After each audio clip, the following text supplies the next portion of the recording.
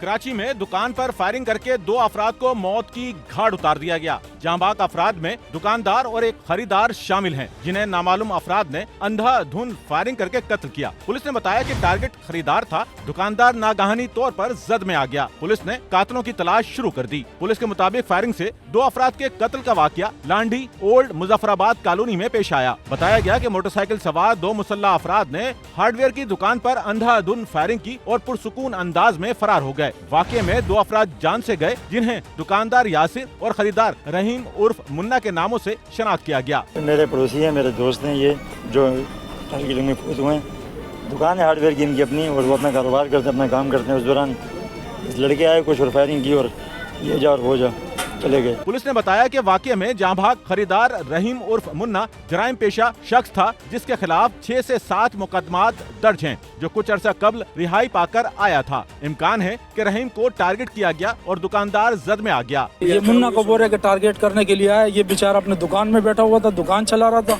हो सकता है वो कस्टमर था, कोई चीज खरीदने आया हो, उसको टारगेट क्लिक की वजह से बेचारा साथ में ये भी इंतकाल कर गया। पुलिस के मुताबिक जाए वारदात से तमाम तर शवाहिद इकट्ठा कर लिए गए हैं। वाकये की CCTV फुटेजेस के हुसूल के साथ तहकीक व तफ्तीश का आगाज कर दिया गया है। इब्तदाई तफ्तीश में वाकया जाती दुश्मनी का शाखसाना मालूम होता है, लेकिन तहकीक से जल्द वाज़ेह हो जाएगा। कैमरामैन अमीन के साथ नौमान रफीक, SNN कराची।